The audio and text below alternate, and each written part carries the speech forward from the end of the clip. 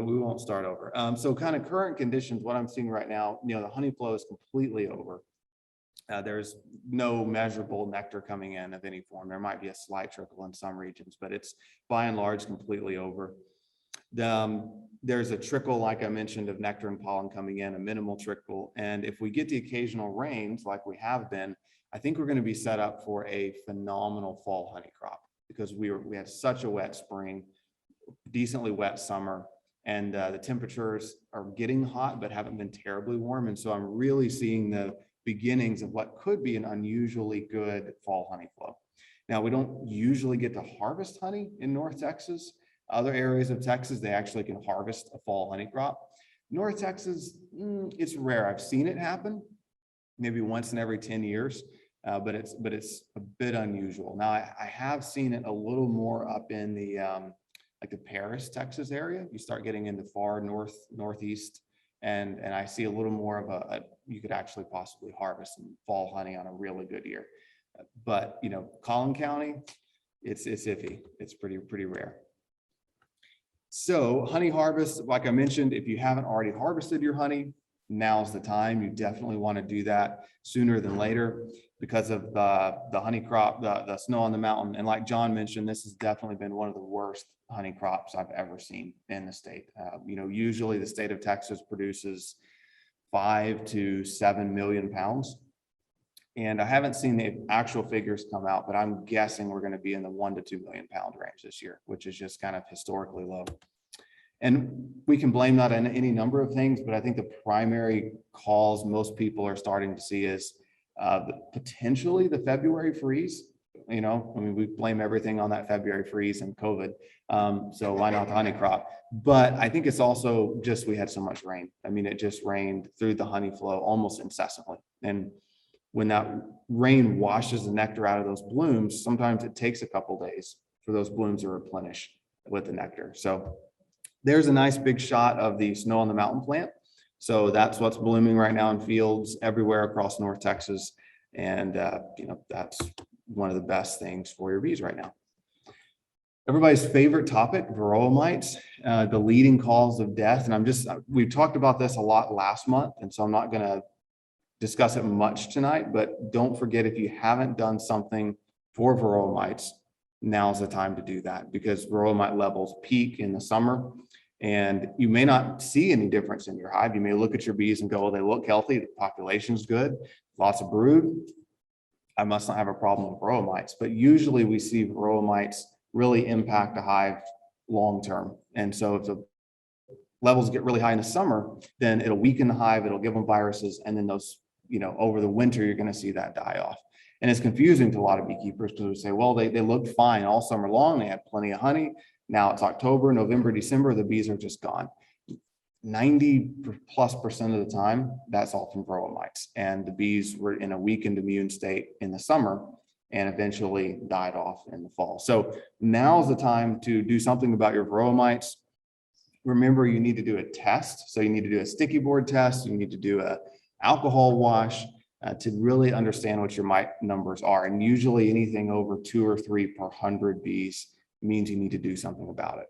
So one quick side note on that is that you don't have to use chemical treatments. You don't have to, if you don't want to use chemicals in your bees, that's okay. You can use other treatments. It's just important to realize that other options, whether it's genetics or mechanical options, they're often much more time consuming on the beekeeper's part. They take more skill, and they don't always have, some do, but most don't have the same success rate as a chemical treatment. So, I always recommend, if you're a brand new beekeeper, if this is your very first year, I recommend using, you can use maybe an organic chemical treatment if you don't want to use chemicals, but use a more reliable treatment year 1.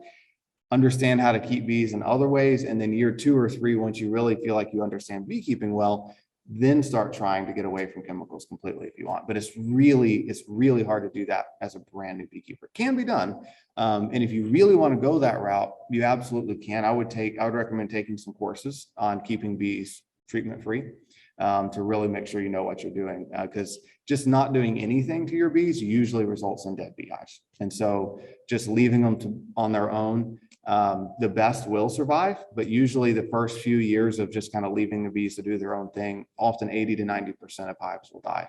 And the 10% that survive are going to be decently mite resistant. And if you breed off those bees year 2, you can start developing your own mite resistant stock, but it's kind of a long, painful process.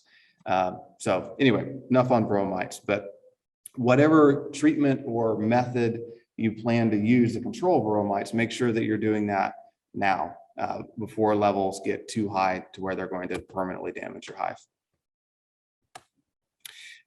Couple quick things I wanted to mention is that this is something that's really common this time of year, and it's called bald brood. Now, we see this, and it's when the adult pupa or the adult bees, the worker bees, are uncapping pupa inside the hive. And it's a bit debated because people often say, well, it's a good sign because the bees are practicing hygienic behavior, which is what they do when they're trying to remove brood infected by varroa mites and pull it out of the hive and throw it away. Now, that's actually not bald brood, that's hygienic behavior. What you're seeing in this picture is actually caused by wax moths. And so when you have wax moth larvae, usually in a weak hive, that are tunneling underneath the cells to eat the comb and the pollen, the bees can tell those pupa are damaged and there's a wax moth larva under there. And so they're uncapping those pupa, trying to get them out, trying to get to that larva to get it out. With bald brood, we usually see it in a very linear pattern. I think I've got another picture here. Yeah, usually you can see where the larva traversed. And so in this picture, you can kind of see it went, it made kind of a turn, but it's usually a fairly linear pattern that you see that open or bald brood. And there's usually a raised lip around the cell. And you can see in these pictures with the open cell, there's kind of a bit of a lip left around each cell.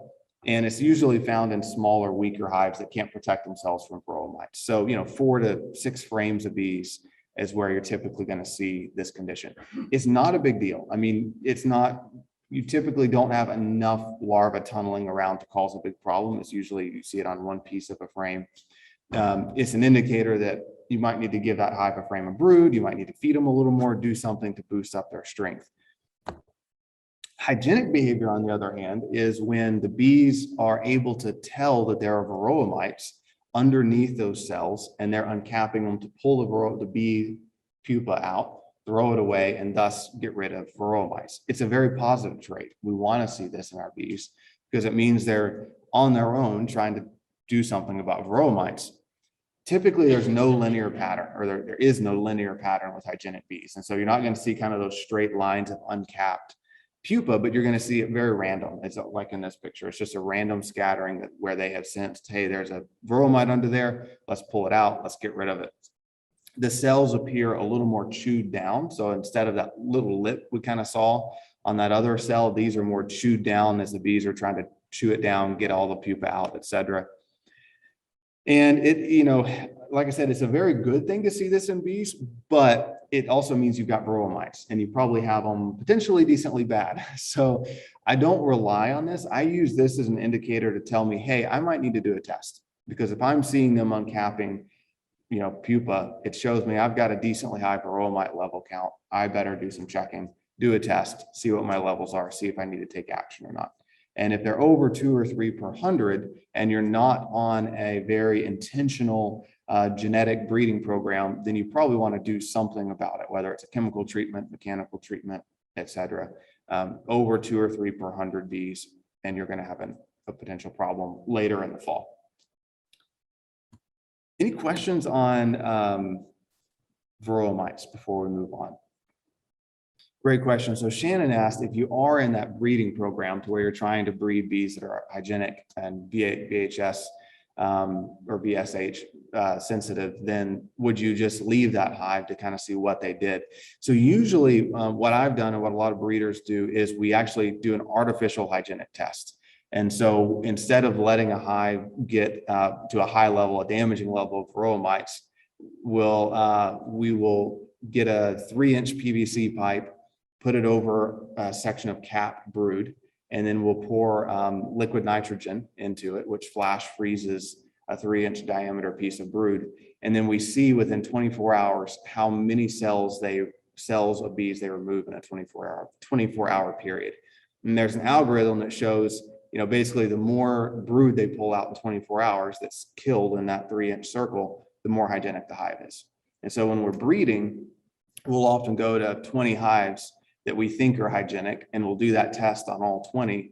And then we might pick the 2 or 3 that remove the bees the fastest. And that's, one way we test for hygienic behavior without, letting hives get high with varroa mites. So I don't know if that answered your question or not, but okay. So yeah, in generally, I wouldn't want to leave that hive. I wouldn't want to leave that hive and just let the varroa mite levels get really high. I mean, maybe in an experimental setting, I would, just to see, are they able to cope with it, especially if I'm, have already raised that bee to be hygienic. But it's a risky game, and I hate to do that when I've got a lot of other bees around. What was your other question? Do I do it for hives that I'm trying to produce drones out of? Yes. Yeah. So when we're doing drone saturation for breeding, yeah, those genetics are scrutinized just as much for the drones as they are with the queens. Absolutely. Yeah. Great questions. Cool. Anything else on varroa mites before we move on? Great. So you guys got it covered. No varroa mites in your hives, right? Perfect. Okay. Glad to hear it. All right. Next, so feeding bees, what should feeding bees look like right now? And, this is very situational. And so I put some numbers up here that are generalized, but the important thing to always do as a beekeeper is know your bees, what's going on in your beehives, in your bee yards, and that's what you need to do. I often try to throw numbers out here for brand new beekeepers that maybe you don't quite understand yet what you're seeing inside your hive. And so I'll throw, some numbers out there to give you a baseline. But as an experienced beekeeper, you definitely want to be looking at what is your hive telling you they need. For feeding, what I usually do in most hives is I give them about 2 1-pound pollen patties per month, starting in August. And I'll do that August, September, and October. Into November if it's a really warm year, and the bees are still flying a lot into November. And this really just makes sure, some hives don't need it, but in general, what I love about giving pollen substitute starting in August is it ensures that the bees have all the nutrition that they need to raise healthy baby bees that are going to then have to survive the winter. If the bees are nutritionally starved, if August gets hotter and hotter and drier and we don't have much pollen coming in, then the bees aren't going to have all the nutrition they need to raise healthy baby bees that are then going to overwinter. And, obviously we want as many healthy bees going into winter as we can, because if we don't have that, then our hive may not make it through the winter, because instead of raising bees that were going to make it 6 months, they raised bees because they were nutritionally starved that only survived 3 months and died out before the winter ended. So there's kind of there's so many debated issues in beekeeping, but feeding is an area that is often debated in beekeeping. And it's, well, shouldn't we let the bees do their own thing and take a hands-off approach, let the bees decide if they want to grow the hive or shrink the hive based on the food that's coming in, et cetera. And in general, yeah, the bees are pretty good at bringing in food, increasing the hive population when it needs to be increased, shrinking it back down in the summer when there isn't as much for the bees to do. But at the same time, we also don't buy a horse or a cow and put it on a 1-acre lot of dirt and say, well, I hope they find food. We watch what's going on in the environment and make sure that we are taking care of our livestock, and bees are no different. So if there's plenty of natural pollen coming in, plenty of nectar coming in, I don't feed. I don't ever feed. But if I'm seeing signs that my hive is nutritionally starved, rather than letting them starve nutritionally, I'm going to intervene. And that's, the interesting thing about Texas is they are typically nutritionally starved over the summer because it's just so hot and dry. It's very hard to successfully over summer bees in Texas. That's why as commercial beekeepers, we get all our bees out of Texas in the summer. We do not want bees in Texas. I mean, we load them all up. All commercial beekeepers essentially go up in North Dakota, South Dakota, Montana, Minnesota, because it's 75 degrees and spring and June up there. And here it's hot and dry, and it's it's a desert for bees and a nutritional desert in bees over the summer in Texas. So that's why I recommend in general stepping in with some substitutes, in the summer. And you may not need that in your area. If you're seeing a cumulative half frame of pollen or more in your hive, as you go through your hive, just estimate as best you can. Like if I combined all the pollen into the hive, it would fill up a half a frame.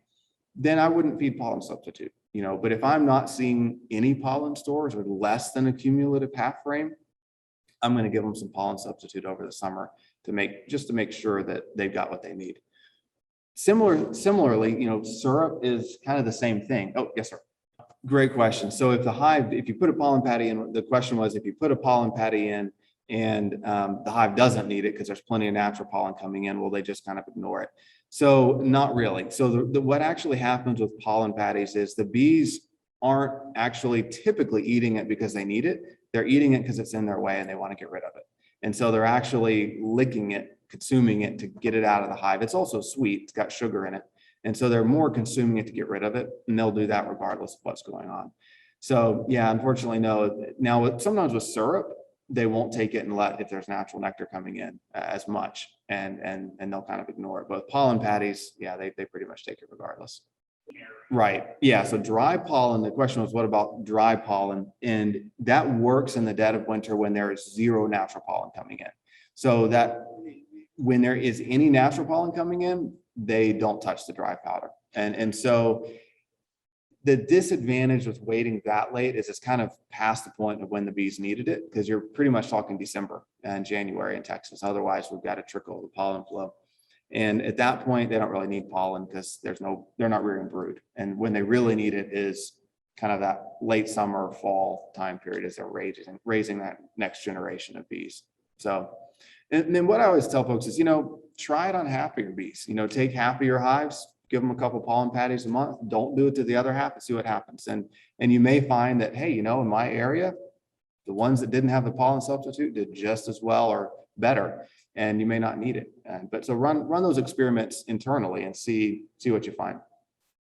And with syrup, it's similar in that you don't have to feed if your beehive has plenty of food. And the only time I step in and feed is if I'm concerned that my bees may be starving to death and I'm not going to lose my hive. And so I'm going to step in and feed. Hopefully, and what I try to do is leave enough honey for them so that I don't have to feed. But again, on years like this, when we had a terrible honey crop, some hives didn't make enough honey to survive the summer and the winter. And so we've got to step in and feed.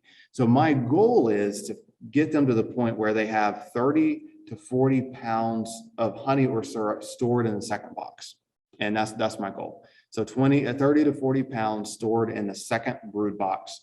And that's what I try to maintain through the summer and through the winter. And then anytime they drop below that, that's when I step in to feed, because under that 30 to 40 pound range, and they may not have enough to survive the winter. That's really essentially what they need to overwinter in Texas. And if you're feeding in December, they're not really going to drink it in December because it's too cold. So your window of feeding and getting them to where they've got that 30 to 40 pounds of stored surplus is from now until about early October. And if they don't have it stored up in that time frame, they're typically not going to. So the goal is get them to that point as quickly as possible now, maintain it, and they'll have all the nutrition they need combined with the pollen to overwinter successfully. So if your hive does need food, what I like to do is do what I call trickle feeding, which is giving them just a little bit each week, a fourth a gallon to a half a gallon, and then let it, instead of giving them 2 or 3 gallons all at once. Because when you give them a lot of syrup all at once, you can get into what we call backfilling the brood nest, to where the bees take all that syrup and they'll fill all the cells in the brood nest with syrup because they've got all this food. They need somewhere for it to go, rather than just storing it in the upper boxes or the outside frames, et cetera. So they can actually kind of shut down the brood rearing if you feed too much too fast. So a little bit spread out over time, and they'll store it in the appropriate places and won't overfill the brood nest. Sometimes we intentionally can shut bees down in the late fall. I've done that in November before. I remember one year, John, it was when you and I were working together, and we sent some bees to North Dakota, And we got them back, I think, right before Thanksgiving or something. It was crazy late. And it was like 80 degrees at Thanksgiving. And the bees just were growing and had brood. And we ended up having to feed them a ton of syrup. And we kind of intentionally shut down that queen because we didn't really want them, growing that much in November and December. But that's a very unusual case. But in general, just try to maintain that 30 to 40 pounds in the second box. That's the primary goal. And we have great question on Zoom. Alan asked, do we do 2-to-1 syrup or 1-to-1 syrup? And you're going to do 1-to-1 syrup over the summer.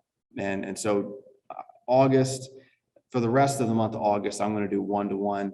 Probably mid-September, I'll switch to 2 parts sugar to 1 part water. And I'll feed that mid-September through to the end of feeding. And the 1-to-1 syrup helps to stimulate the queen and helps encourage brood rearing because it's more similar to natural nectar in moisture content. 2-to-1, they tend to store it more directly into the honeycomb, and that's what they'll overwinter on.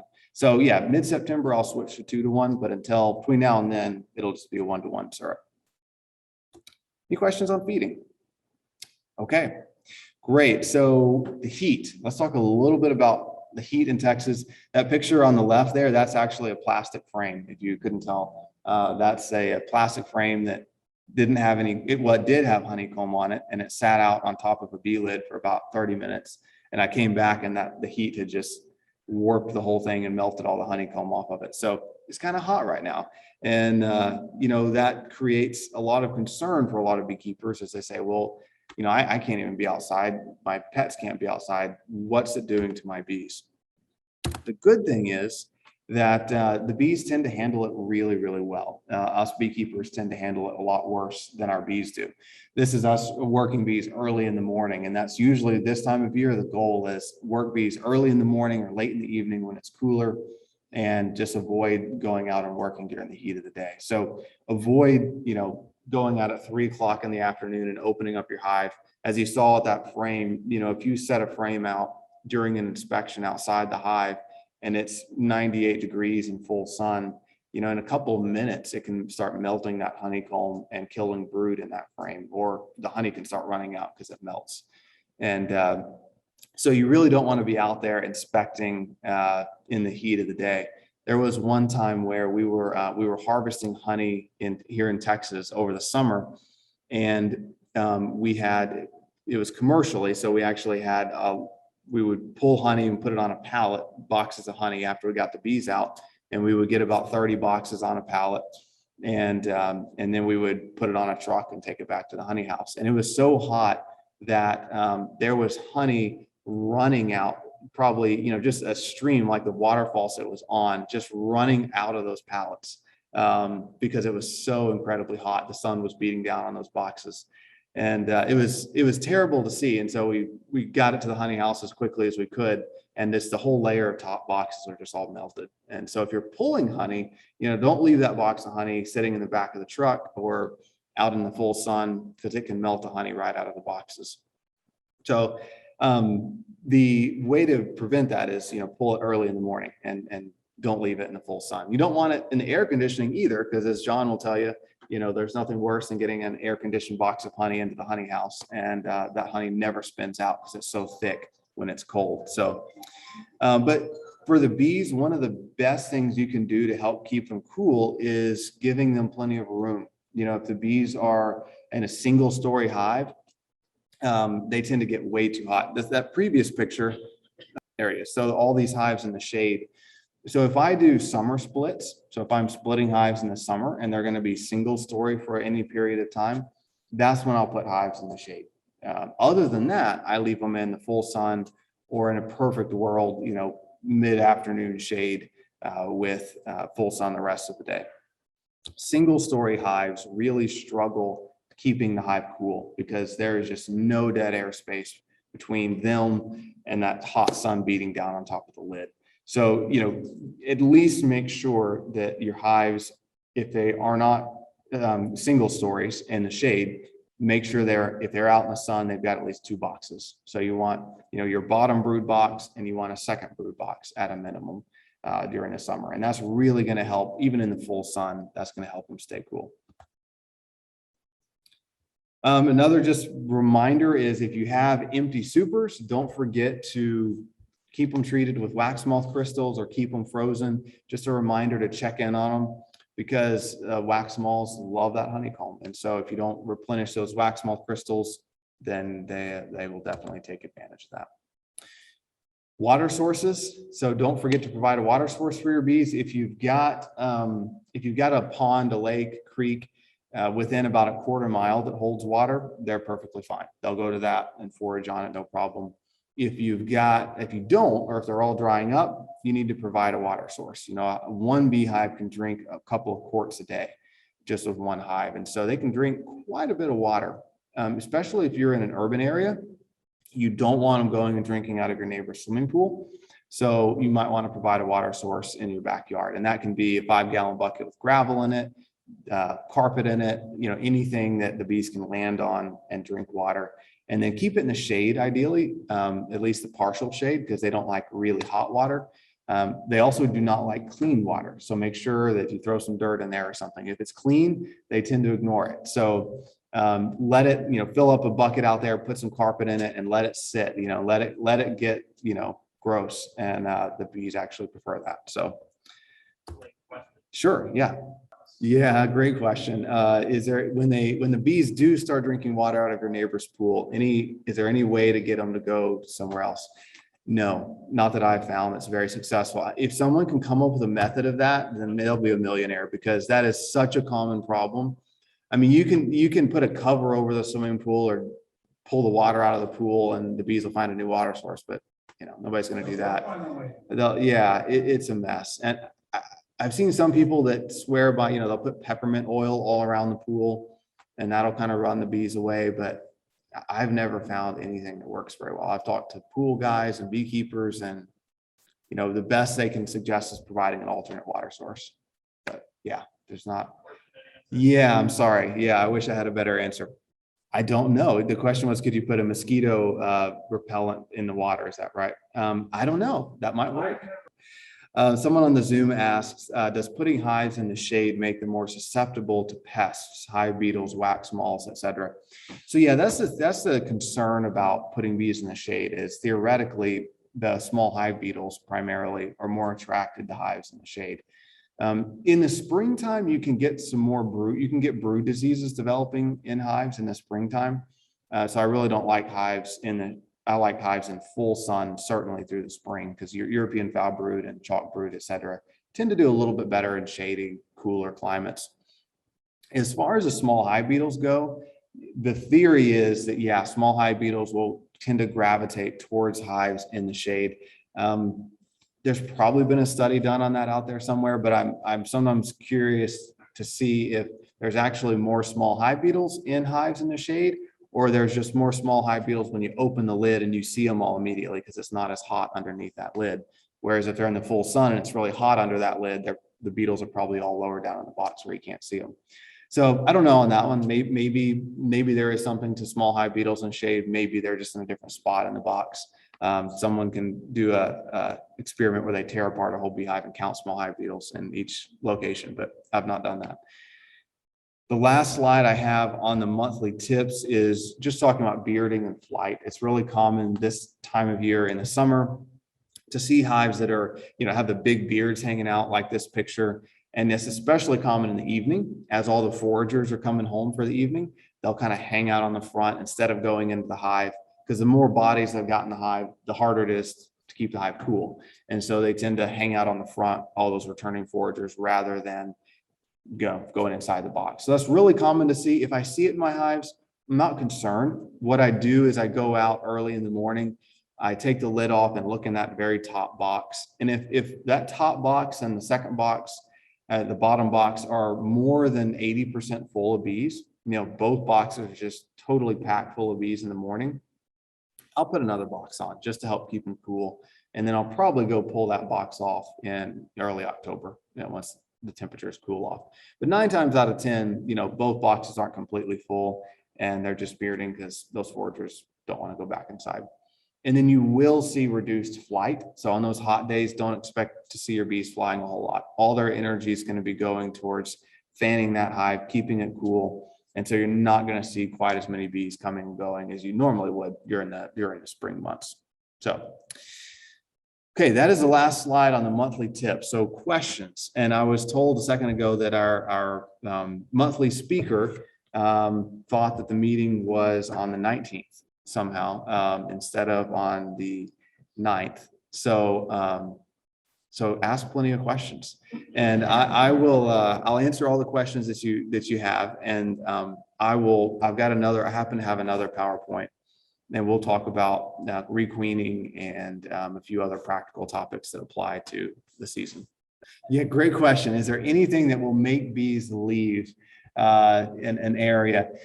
Yeah, I mean, they sell it's what we get bees out of honey supers, the Bee-Go or honey robber. Any bee supply company sells it, and it'll it's what we use to drive bees out of honey supers. Now it smells terrible. Now I will say that Bee Quick, I think it's Bee Quick, that smells like almond oil. That one doesn't smell nearly as bad, and so you could get a container of Bee Quick. I think it's Bee Quick. You'll know. Yeah, Honey Bandit too. Yeah, thanks. And so either one of those, the smell isn't terrible, but they definitely repel bees. So I would try one of those, spray that around, and they'll leave. Great question.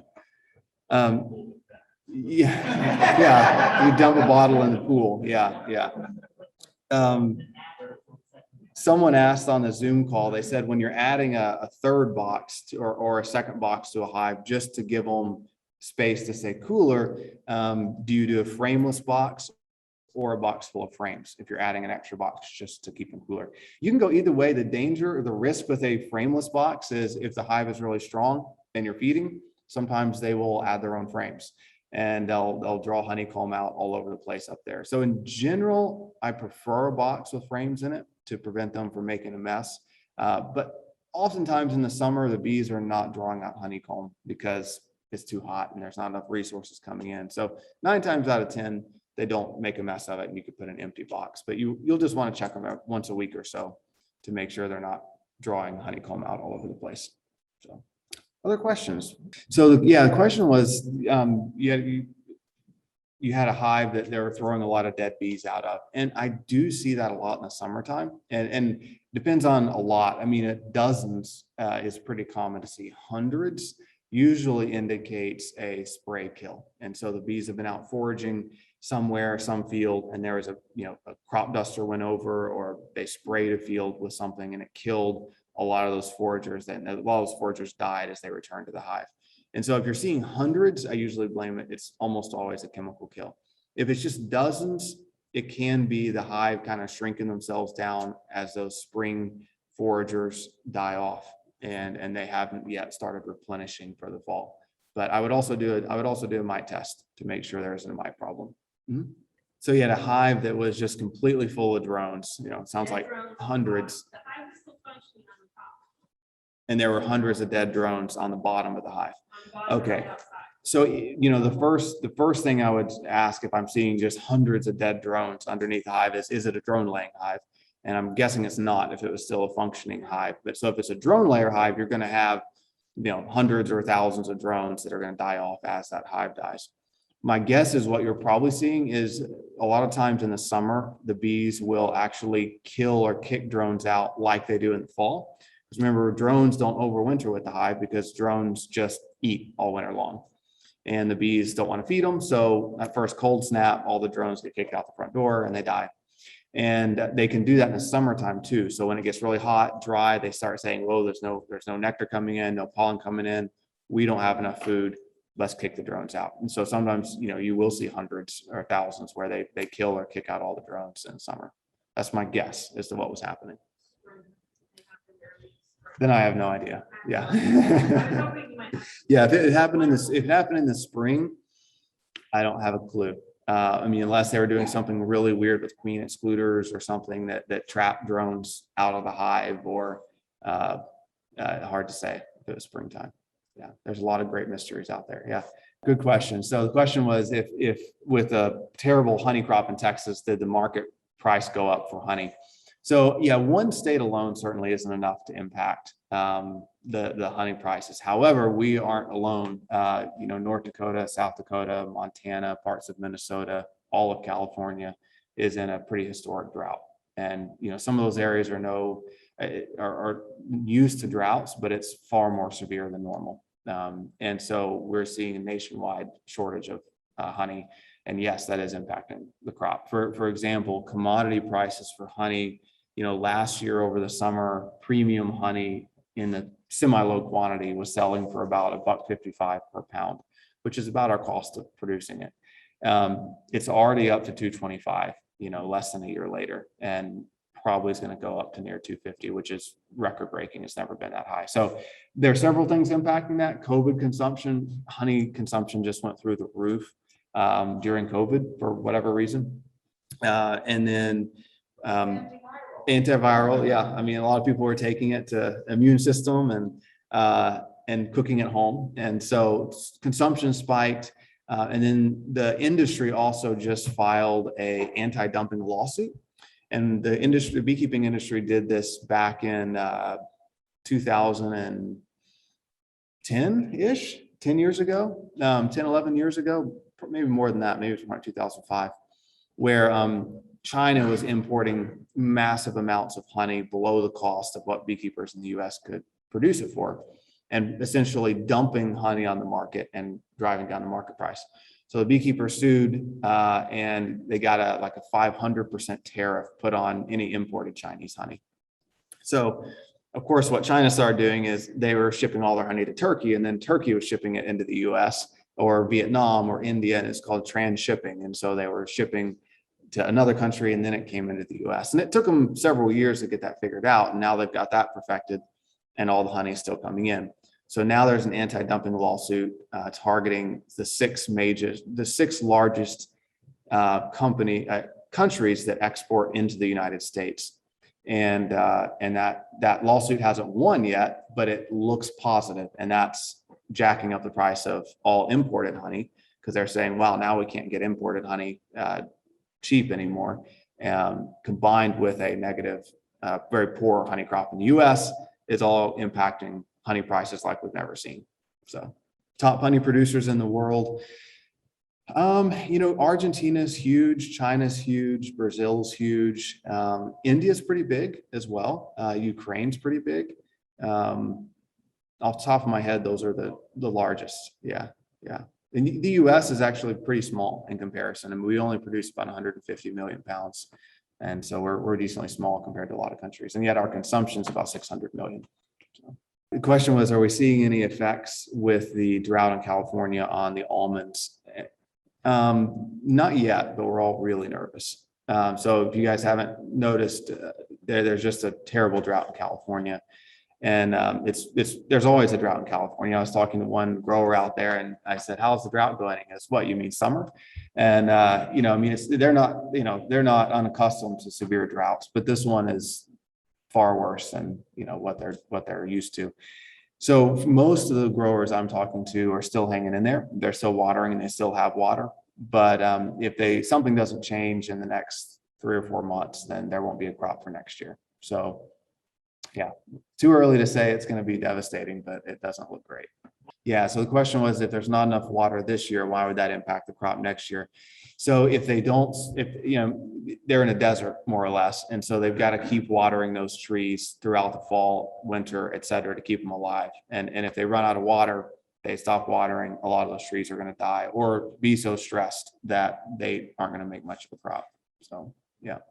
And it'll certainly be localized. I mean, we don't expect to see that over the whole state, but if 20% of the almonds die off in the state, that means they need 20% less beehives, which will definitely impact the market. So you guys, there you go. There's your world honey and bee market update. Okay, I'll turn it back over to John, and we'll jump back in a minute. Don't go too far away. Let's take a real short break here, and while I've been sitting down here listening to Blake, more people have been coming in. It's a nicer crowd than it was a while ago. Excuse me, more people. You've always been a nice crowd, but we got more people in the crowd. We had advertised that we would have Beekeeping 101 tonight. In hopes we had a good number of people here. How many would be interested in doing Beekeeping 101 with Shannon LeGray? Just raise your hand. If y'all want to do it, she'll be glad to do it, right? Can't hear you very much up here, but okay. And room across the hall? Okay. Before we go do that, I've got a couple of things. As you've been reading in our newsletter and hearing in previous months that we're revamping the Queen program, and Mary Reisinger, who's our American Honey Queen last year, 2020, has agreed to take responsibility for that. And she was going to make a presentation tonight about it, but unfortunately, she's somewhere between here and El Paso. So her dad, Peter, is going to step up and do it in her place and let you know what's happening. We got a lot of things we want to happen in that program. We get requests all the time for presentations and all like that. And ordinarily, I'd be really primed up for the Honey Queen program, getting them lined up for the fair, for our demonstrations and riding in the parade and all like that. But we're running short, so I think the only one we're going to have really is the American Honey Queen 2021. But we'll talk about the fair in just a minute. Again, my name is Peter Reisinger. My daughter Mary is going to be our Queen Chair this year. For those that don't know, she was the American Honey Queen last year, and she was Texas Honey Queen before that, and then proud here at Collin County as a Queen and Princess. So our hopes for this next year is to make the program much more fun.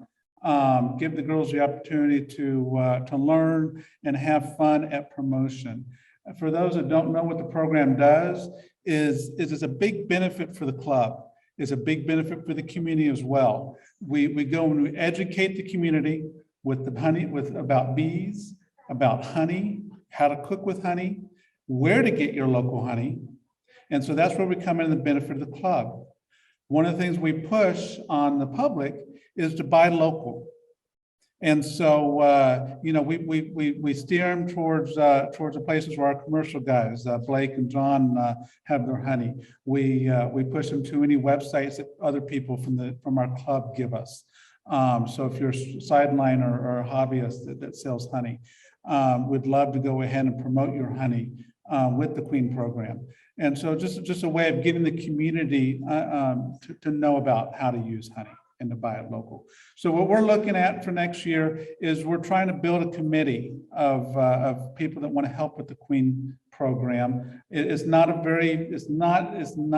lot of time. It's just, it may just be, you know, once a month that we just, once every month or two that we go ahead and we ask you some questions, just to kind of have some other people to give us ideas and make a committee, a decision as a group on anything that has to be done. And so if you're interested in helping out, Mary is going to be having a Zoom call later this month. And the information was in the newsletter, or you can go ahead and email her at honeyqueenchair@cchba.org. I believe that website or that email address is also on our website. So we're also looking for young ladies that want to be a queen or princess this next year. And so they don't have to know anything about bees. We will train them. We will help them. It's a great opportunity to perfect the speaking skills. You will see these girls grow over the years. You'll see them in January having trouble speaking sometimes. In December, they're just, you know, on the ball. You'll enjoy seeing them grow. And so if you know any young ladies that want to take that up, we'd love to go ahead and talk with them and share with them what the program is all about. It can be somebody that's already in the club. It can be somebody that you know through school, through any FFA or 4-H program, whatever. So do I have any questions? All right, we're looking forward to next year to be some good promotion. Thank you, Peter. I mentioned the state fair a while ago. And we're all set to be back at the State Fair of Texas in starts the last Friday of September, goes through the 16th, 17th, something like that, of October. I've been in contact with both the Texas Department of Agriculture, as far as the Food and Fiber Pavilion, where we have our exhibit with the Texas Beekeepers Association, and also in contact with the Creative Arts Department at the State Fair of Texas. In fact, I've talked to them only one time this week, but 2 or 3 times last week. And I'll be running by there on Wednesday to visit with them. In Creative Arts, they started taking in their canning stuff last Friday. They also were taking in photography things where the Texas Beekeepers Association sponsors that. The judging on that will be later on in this month. But we will have a cooking contest over in Creative Arts for cooking with honey. Our American Queen will be giving in a celebrity chefs section, cooking demonstration on Monday, October the 4th. So we got a lot of things going. We will be asking as many of our people in the association to participate in staffing the booth. We have the most, well, maybe I'm a little bit proud of our stuff, but I think we have the most attended and the best booth in the Food and Fiber Pavilion. We get people to stop by because we have people who are interested in telling others about honeybees. You are the most passionate hobby people I've ever seen in the world. And you do a good job and you make people enjoy coming by our booth. So keep that in mind. And we look forward to having you there. I'll have a calendar all set up around the 1st of September. And we'll be announcing it through the newsletter too, for volunteers as we figure out how we're going to go back and have the great State Fair of Texas.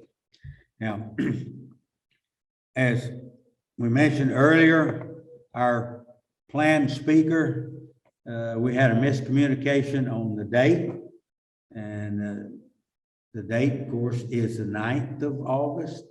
And he understood it to be the 19th of August. So not going to be able to be here by Zoom and all. And our man of the day and man of the year, Blake Shook, is going to step up and answer a bunch of questions and maybe talk some more here and share with you the things that he's learned over the years. And don't forget, you sponsor the best youth program in the country. And Blake started out in that, and you had a hand in helping him get where he is. Of course, he did a little on it his own, you know. You know, we can take a break in here, but the folks at home, they can get up and go anytime they want to. So let's take about, at the most, 10 minutes. Run restrooms across the hall there. We restart here. We hope to start getting everybody back together many more times. Now, I just got advised that if you would like to donate some things to the door prizes, they've got room for them. And just bring them next month if you'd like to donate some things. All right, Blake, you ready to talk some more? By the way, that picture there, I remember those pictures. Thank you, John. Okay, well, we won't spend all night here, so you guys don't get too sick of me speaking. So I'll try to do this in maybe 20 minutes or so, and we'll hit. It's a couple of really practical topics that apply, especially during the summer months. Before we do that, though, someone reminded me, thank you, that we have the Texas Beekeepers Association Convention coming up in November. And it's I believe it's the first weekend in November, the first weekend, and it's at Moody Gardens in Galveston. So great place to go, bring your family, take a few extra days. And that'll be our first, we didn't have a meeting in a convention in 2020 because of COVID. So this is our first live meeting back. We think it's going to be huge. We've got just a ton of interest. Everyone's excited to be back in person. So that'll be a really neat conference to go to. And of course, you can look it up at texasbeekeepers.org and check out all the details. So Beekeeping 201, we're going to talk about just some kind of some second or third or fourth year beekeeping topics. The first one we're going to touch on is requeening. And this is something that is often not discussed in the summer months because the most common time to requeen is in the spring. But I actually really enjoy requeening in the summer, and it can be really, really good for your bees because in the summer months, you get that anytime you requeen a hive, you get a burst of energy from the queen. It's a brand new queen. She's fresh. She wants to lay. And so she'll start laying like crazy. And even if it's in the summer. And so you tend to get kind of a burst of healthy population, a few months after you introduce a new queen into a hive. When you requeen in July or August, then you're getting that burst right before the hive goes into winter. And so I love requeening in the dead of the summer because my hives tend to go into winter much stronger and much healthier, assuming it was a healthy hive, decently healthy hive to start with. I did this on some hives 3 weeks ago, and it was amazing because I had a bee yard with about 10 hives in it, and about 5 of them are requeened and the other 5 I didn't. And going through the ones I didn't requeen, the brood was kind of spotty and the population wasn't great. And, they looked okay, but they weren't great. And then those 5 that had brand new queens just had the most beautiful, solid brood patterns, eggs and larvae everywhere, just a very visible difference. They look like hives do in March, not in August. So if you're going to requeen, summer's a great time to do it. So that's why it's applicable now. Now, as we think about queens, what kind of queen should you get? There's a lot of options out there these days. You've got the hygienic queens, you've got the varroa sensitive resistant queens, you've got really gentle breeds, you've got really resistant, durable breeds, you've got Italians, Carnolians, Cordovans. What kind of breed should you get? And it's up to you as a beekeeper and what traits you're looking for. If you're looking for a bee, if you live in an urban area and you want bees that are just really, really gentle, then you're probably going to go for an Italian or Cordovan. If you're looking for bees that are just really tough, if you've got them out in the country and you say, I want to have minimal input into these hives, then you're going to go for probably a Carnolian Italian hybrid or a breeder that really emphasizes varroa resistant traits, kind of those hygienic traits that we were talking about earlier. Those are ones you want to prioritize if your goal is to be a little more less involved as a beekeeper. And as far as where you should buy from, totally up to you. There's a lot of great companies out there. I'm not going to push you to one or the other. Most of them are sell great queens. What I always recommend is get queens from a variety of suppliers, and take 2 of your hives and put queens from this breeder in, and 2 from this breeder, and 2 from that breeder. And not only are you diversifying your risk, but you're going to be able to see which queens do best in your environment. Great question. So its question was, what's the approach if you only have 2 or 3 hives? And in that situation, what I usually do is I just get them from one breeder one year. And then if I wasn't just thrilled with them, I'll try a different breeder the next year. So yeah, just kind of year by year instead of all at once. This is just showing us, these are mean bees. If you hadn't figured that out. I think I've got a little video here. Yeah.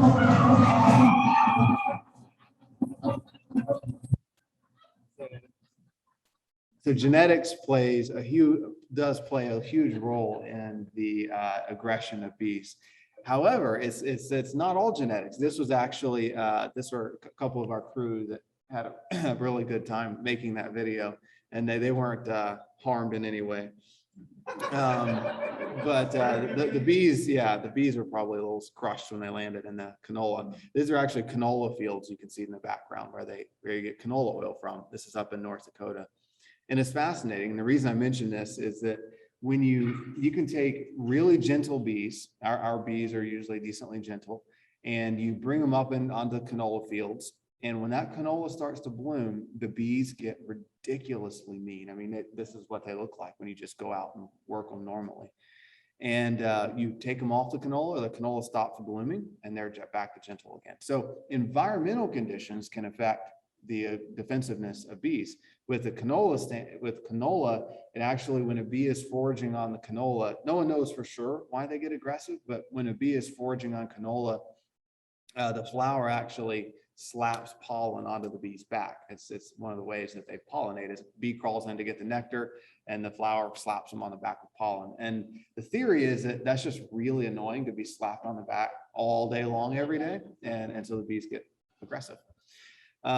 Whatever the case, we often see bees getting more aggressive in the summertime. We see bees as the nectar dries up, as the pollen dries up, bees just get grouchy, and that's really normal. If you've got bees that are disturbed a lot, like a lawnmower is going by, or weed eater or edger is edging around them, they get very defensive. So there's a lot of environmental factors that impact behavior and aggression, and the way I usually decide if it's environmental or genetic is if my bees are mean consistently every time I visit them, and they weren't before. So if they become mean and they're mean very consistently, no matter if I'm using smoke or not, or no matter what the weather's like, because poor weather, they'll get aggressive too. So if they're consistently over a period of 2 or 3 months, just mean every single time, I usually assume that the old queen died, they requeen themselves with a more defensive queen. And that's when I would usually go in and requeen that hive with a gentler queen. Now, if they're just mean once, and then they're not the next time, and then they're mean again. So if it's not consistent, I usually blame it on the environment. Something's going on in their environment that's making them aggressive instead of consistently over a long period of time. So why requeen? So eventually queens do age. And so eventually we need to replace the queen. And usually what you see is these days, about every year, I recommend requeening. Now, used to, 10, 20 years ago, you could go 2 years. And there are still some queens that last for 2 years.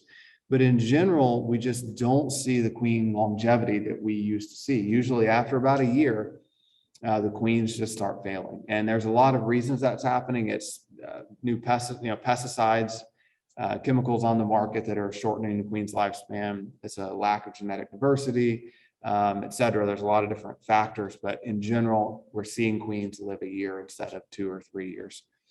I know it's really, really hard to go into a hive that's doing well and kill a queen that seems to be performing well.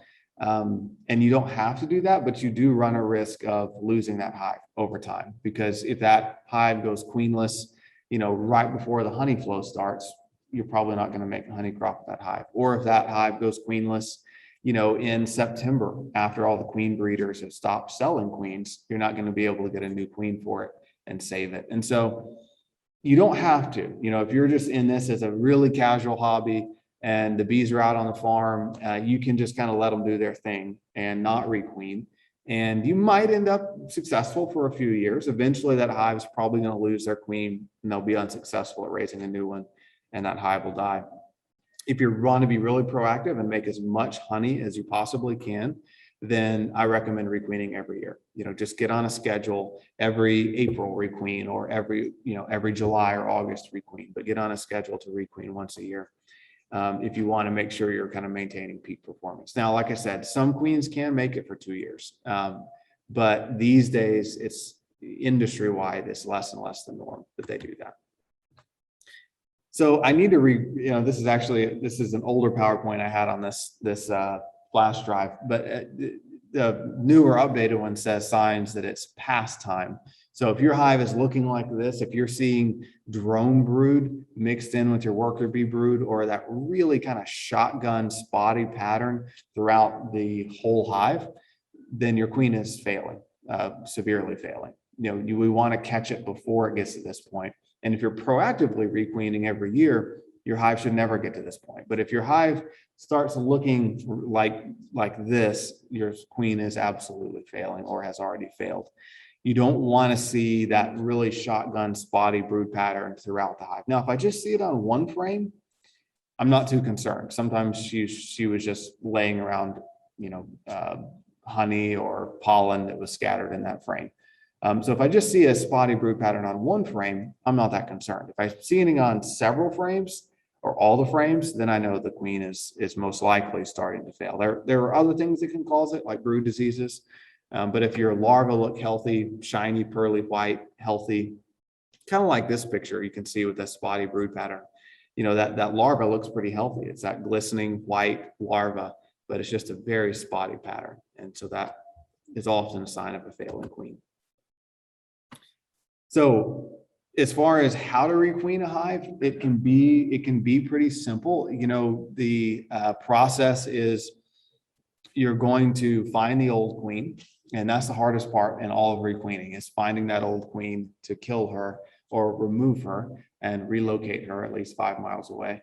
And getting rid of her and getting a new queen in is the trickiest part.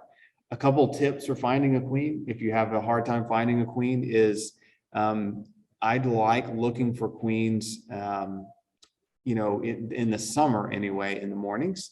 In the middle of the day when it's really hot, there's no telling, the queen might be on the outside edge of the box, etc. On the inside, but on the outside edges. In the morning, the queen is usually on the middle 3 or 4 or 5 frames. That's where I usually find her. And I pull up one frame at a time. And before I look at the frame in my hand, I look at the facing frame still in the box. And 9 times out of 10, that's how I see a queen, because as soon as you pull that frame out, and that sunlight shines in between those frames, that queen turns and she starts running back down to the darkness near the bottom of the box. And when she turns, her abdomen is just so visible. It's a big, her abdomen's much larger than the worker bees, and you can often see her running back down. And so I got a frame in my hand. I look at the frame still in the box, see if I see a queen. If I don't, then I look at the frame in my hand and keep moving through the hive in that same order. When I look at a frame that I'm holding, our tendency is always, of course, to hold it right in front of our faces, right? And look at the face of the frame, because that's how we see eggs and larvae and brood. When I'm looking for a queen, I hold it, vertically, horizontal, thank you. But facing, from looking from the top bar down to the bottom bar, kind of looking along the surface of the frame. And usually I can see the queen a whole lot easier that way, because when you're scanning across the surface of the frame, oftentimes the queen, she's taller and she'll really stick out, versus trying to look at the face of the frame when you have to look at almost every single bee to see if you can see her. Yes, sir. Yeah. Great question. Yeah, I'm so glad you brought that up. So the question was, if you buy a queen, get her to your house, and then start looking for the queen and you can't find her to kill her, now what do you do with this new queen that you just bought?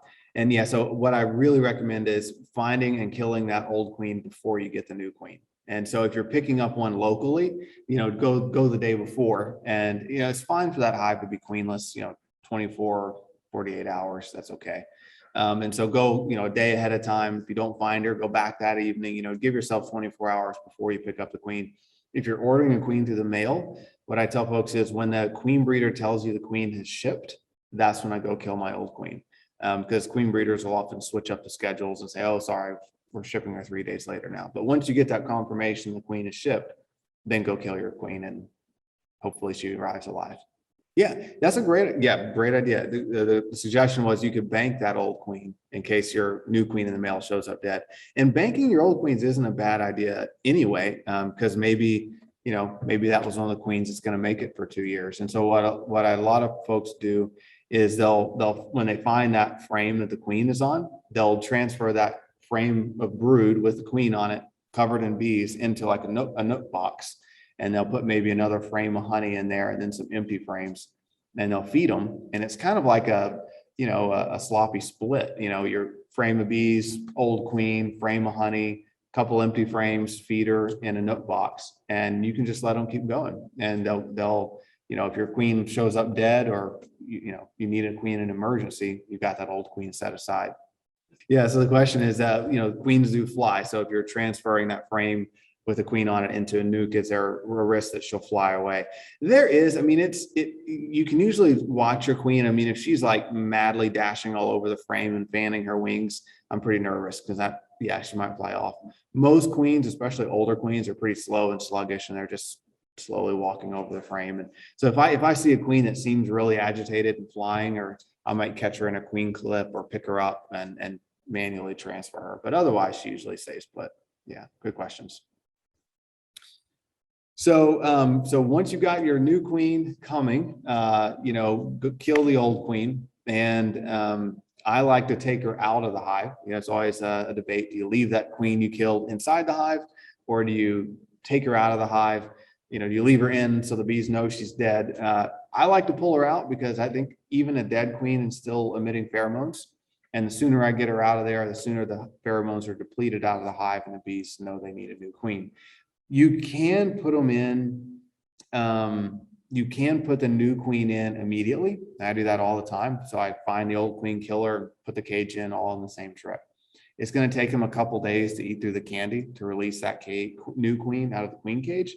So, putting her in right away works, and it's perfectly fine. When you do put it in, make sure that cage is inserted like you see in this picture.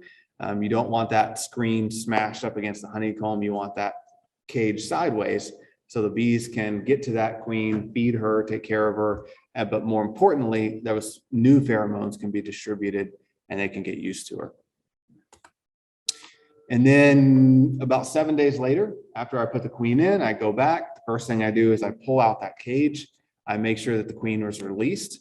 And if she wasn't, then I get a toothpick and I poke a hole through the candy so the bees will speed it up a bit and release her quicker. If she's not in the cage anymore, then I pull out a couple of the center frames in the hive and see if I can see eggs.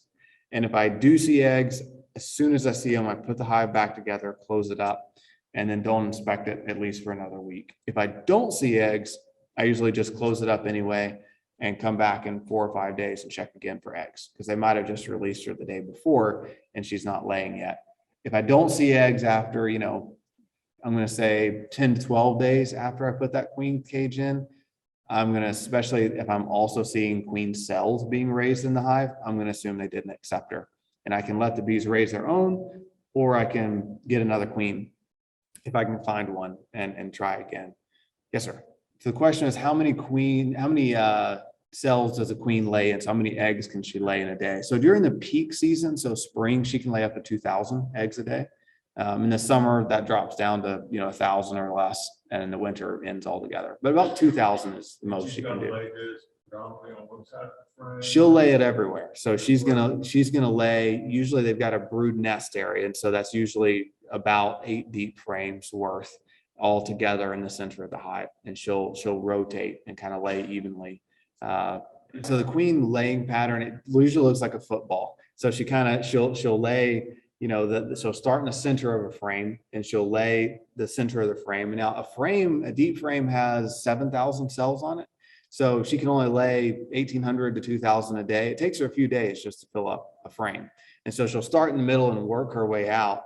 But then, and then you'll see the reverse happen when those pupas start hatching. The center will hatch out first, and then they hatch out in an outward expanding pattern. The queen goes back and starts laying in the middle again. So you kind of have this football shape on a frame, and then it starts in the middle, works its way out. That's 7,000 on one side or Total 7,000 cells on a whole frame total, both sides. Yeah, great questions. So yes, sir.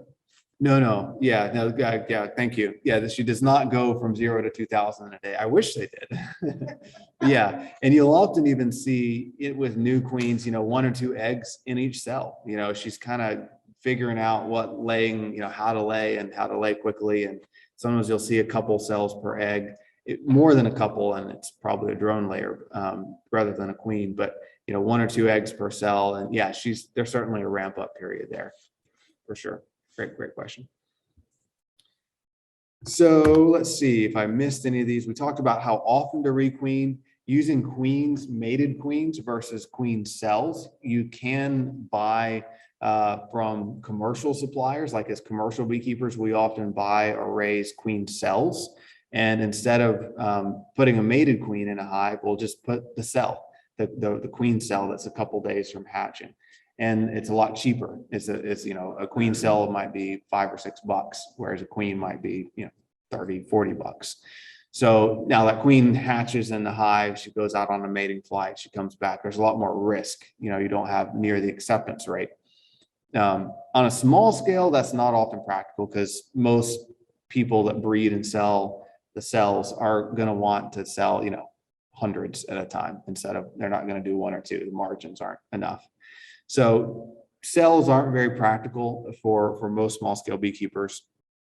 We talked about taking the queen out instead of leaving her in if we kill her. Time of year, we talked about spring versus summer, requeening every year. I think we kind of covered all those. So any other questions on requeening before I switch topics? One thing we didn't talk about is what if you just can't find the queen?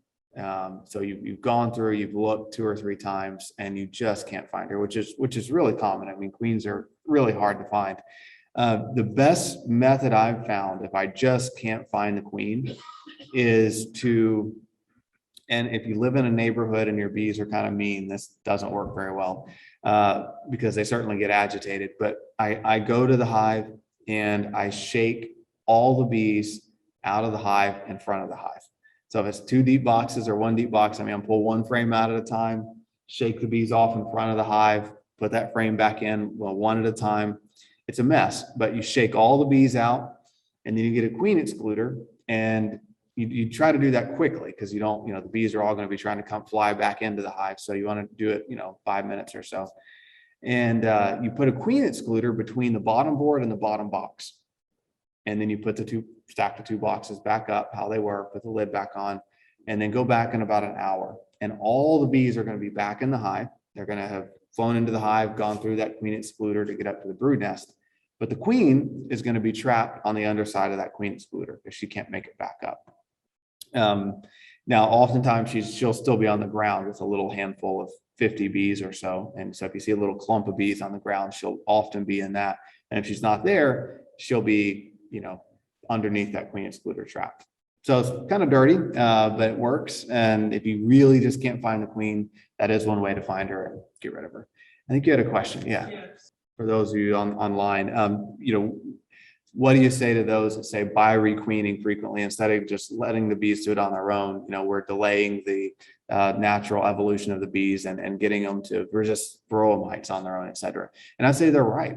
We are by requeening and by treating for varroa mites and by, I wouldn't really lump feeding into that, but I would say certainly varroa mites, we are slowing down that progress by treating, by requeening frequently. The sad reality is if all the hobby beekeepers stopped requeening every year and stop treating for varroa mites, it really wouldn't make any difference. You're talking, 1% of the bee population versus 99% that are run by commercial beekeepers. Commercial beekeepers, if they were to stop treating and stop requeening, they'd all go out of business in 1 year. And then we wouldn't have food.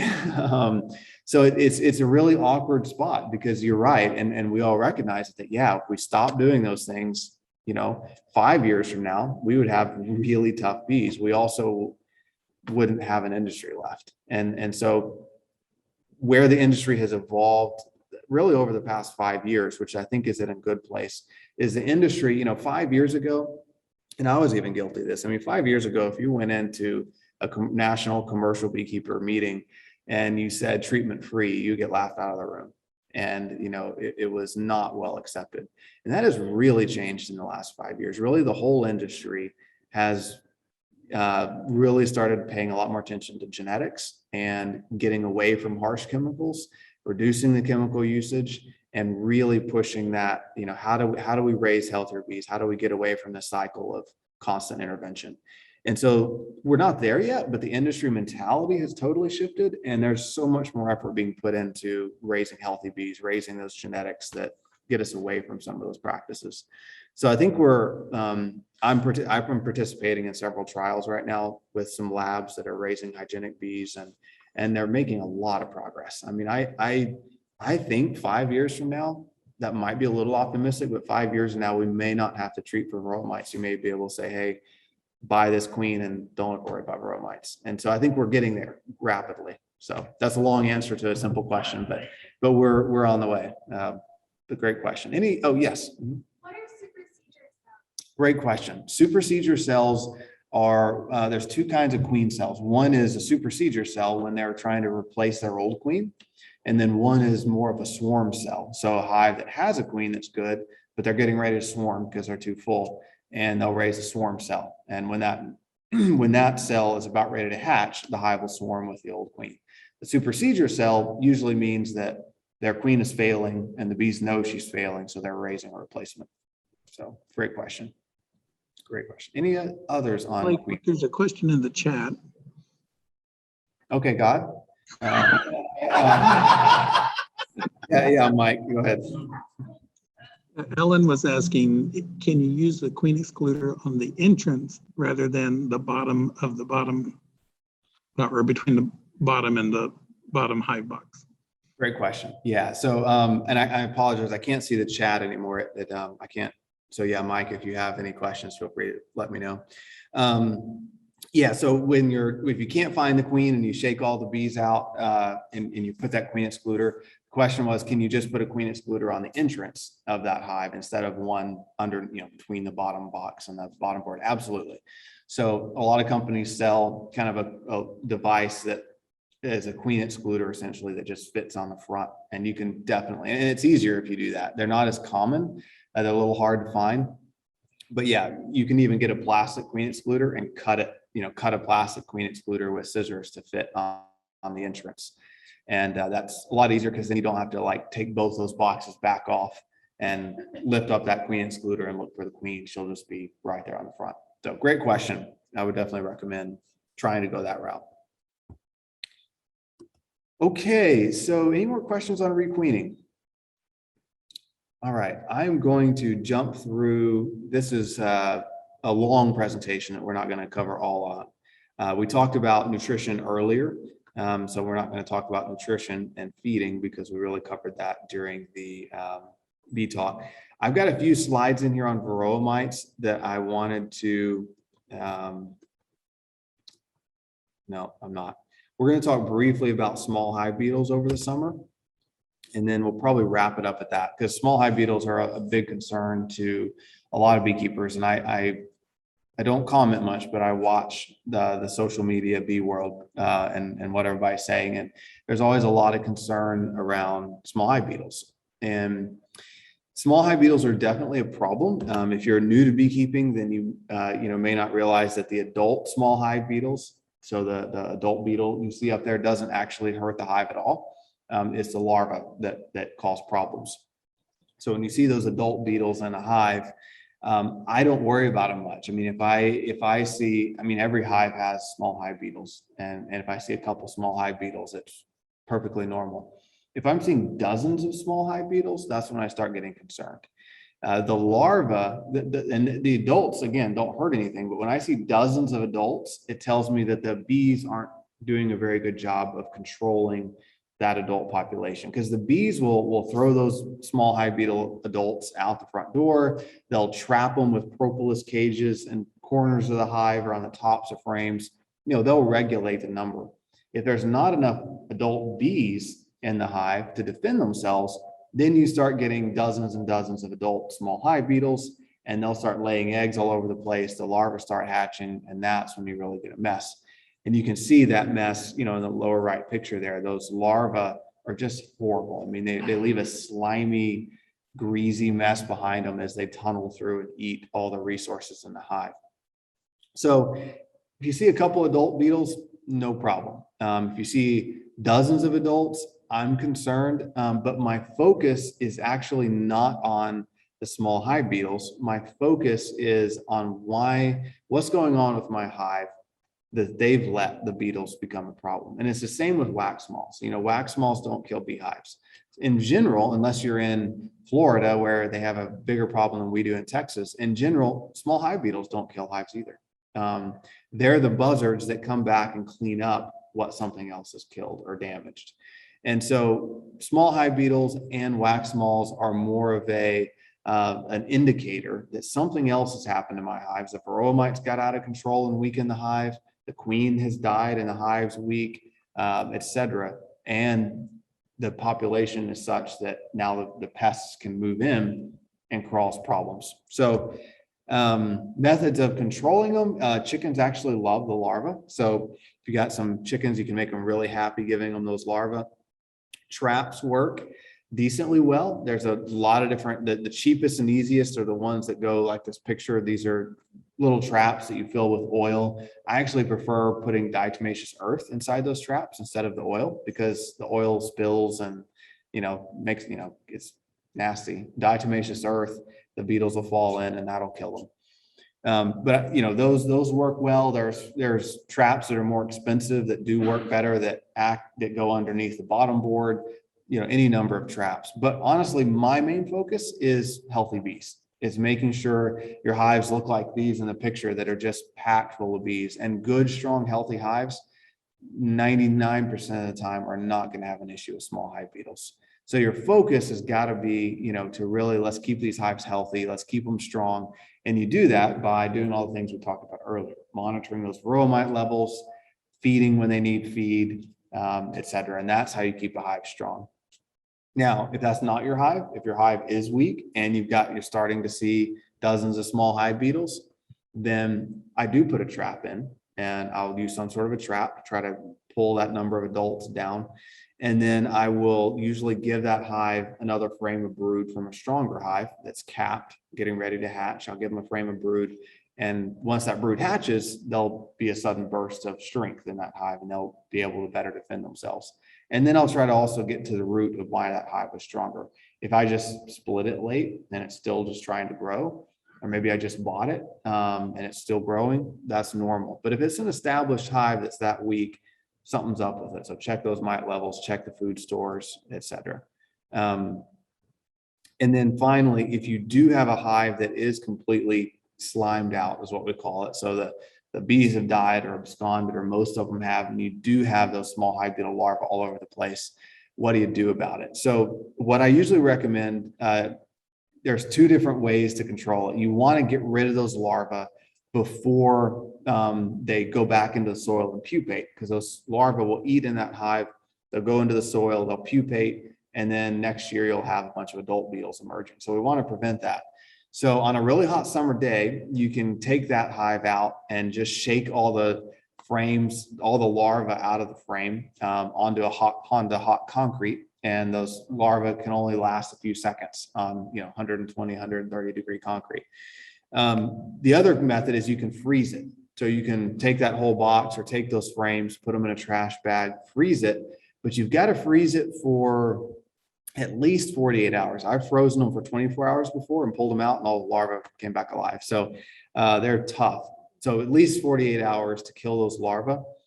And then once you thaw it back out, I get a water hose and I rinse aggressively, spray the hose and rinse all those frames out, shake the water out and use everything right. Use it all, and the bees will, put it back on a hive and the bees will clean it up and reuse it, no problem. So I don't throw it away or burn it. I just clean it up, kill the larva, get rid of the larva, rinse it out, and you're good to go. So any questions? Did I confuse anybody? Oh, the question was, what's the white stuff on the picture? Those are pollen patties. So yeah, those pictures we took in the late summer, and those were we put on really strong hives. We'll often put 2 1-pound patties at a time between the 2 brood boxes, but that's only if they're 2 boxes packed full of bees, really strong. Yeah, otherwise I just put 1 at a time. The small hive beetles love pollen patties. That's their favorite food. So you want to make sure you're only giving them as much as they can eat in about a week. And a really strong hive can eat, a couple pounds in a week to 10 days. But if it's a smaller hive, you don't want to give them 1 at a time. Yeah, his question was, how much do the pollen patties weigh? They're 1 pound. So those each sheet is 1 pound. That's 2 pounds. You got it. Mm-hmm. Yep. Okay, it's about 8:30-ish, so I'm gonna pause there on the presentation. Any other questions that I missed? Or any questions that don't have anything to do with what I talked about, but preferably have to do with beekeeping? Nope. Fantastic. Okay, well, I'm gonna turn it back over to John and let him close us out for the night. Thank you, guys.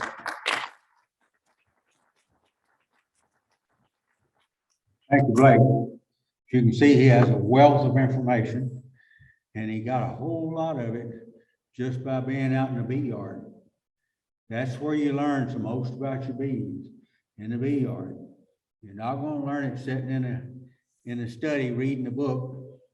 Yeah, that gives you some things to work with, but get out in the bee yard, open up that hive, look and see what you see. Blake talked about patterns and everything like that. You're gonna learn a lot the more you look in the beehive. Blake, I didn't know that the canola affected the bees that way.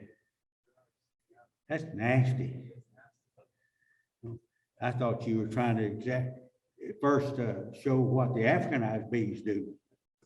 But we're so glad that all of y'all made it back out here tonight.